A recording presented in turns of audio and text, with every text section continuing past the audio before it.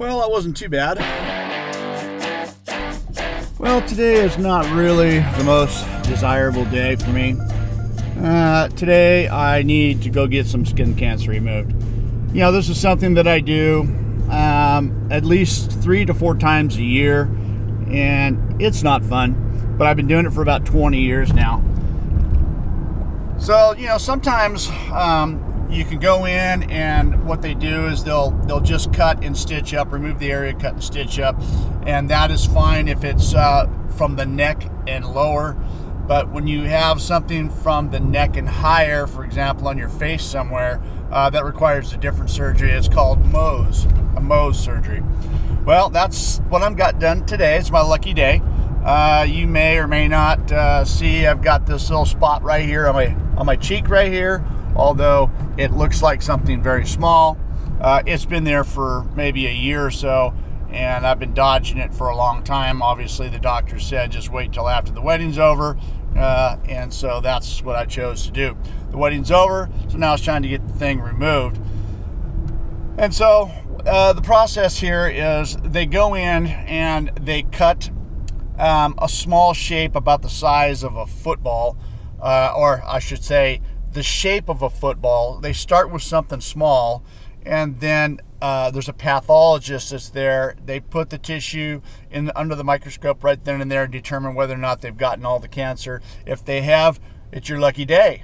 If they haven't, they continue to take more and more margins from the parameter of this football shaped cut until it's ultimately gone. Now, hopefully I can get it done the first time without any issues, but over the past years that's not been the case, and it's sometimes taken as many as 4 times. So something that could start with about the size of a maybe 3/4 of an inch long scar could end up being about 2 inches long. So therefore, not looking really good on camera. I don't want to be looking like Frankenstein on camera, so I've made a couple of videos that's going to carry me through for the next couple of weeks until the stitches get out. So we're headed over to the doctor's office right now. We're going to get it checked out. This is what it looks like right here before I go in, and then when I come back out, we'll take another look at it and see just how bad it is or how lucky I got. One of the two. So I'll get back with you in about 4 hours.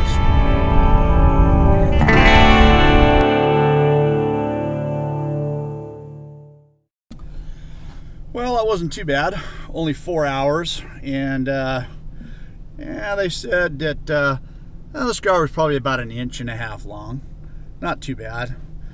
Bastards. All right, well, I got a couple jobs to get to right now, so I'm going to bring you along and just show you a couple things, a couple different jobs. So let's do it.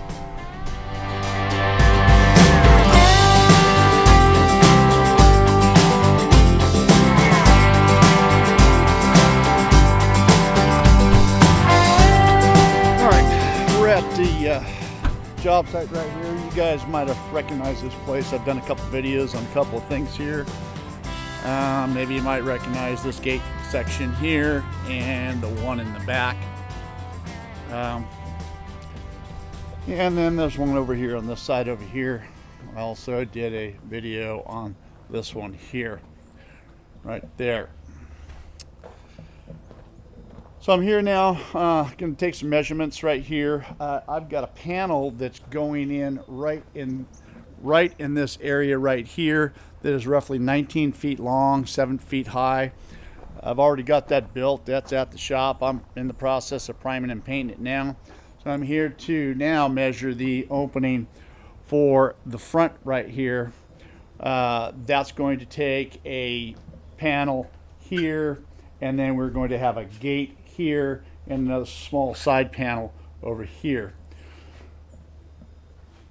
So I'm going to take some measurements, and then we'll take that back to the shop. But before we do that, we're going to take a run over to another job site of mine where we're going to be building a block wall. So we'll take the measurements. We'll see you over there. All right, so I'm pulling up to the second job here that I told you we're going to be doing a block wall.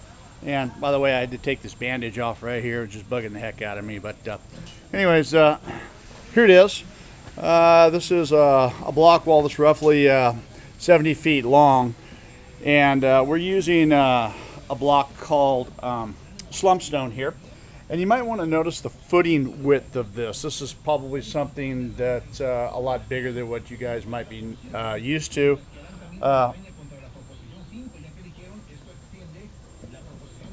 That footing is 3 feet wide, 15 inches deep, and the reason why, and this is what the code wants here in this particular city that I'm in, it is a property line wall. In other words, the wall is set right on the property line, and the footing is coming to this side.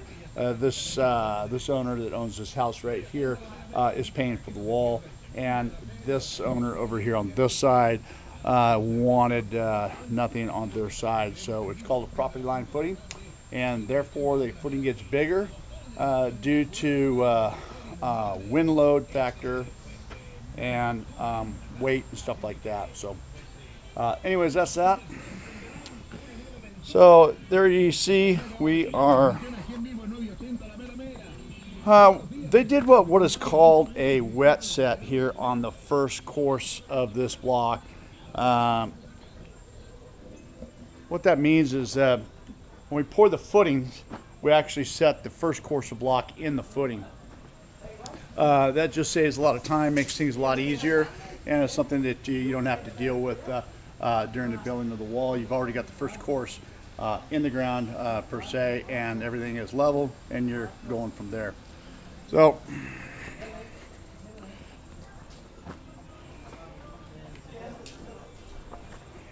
the wall's going to be 6 foot tall, or they're about 6 foot tall, and there you go. So that's the stop here on the second job here. Get out of the guy's way. I undress. All right, so there you go. That takes it the end of the day for me. I'm going back to the shop, or going back to the house and get some rest. I don't know, maybe put a band-aid back on this thing, but the one they put on was very awkward. I'll cover it up in some way or another. Anyways, a couple of things today. Kind of a bummer day to start out with in the beginning. It's a couple of jobs to show you what's going on. Anyways, thanks for watching. See you next week.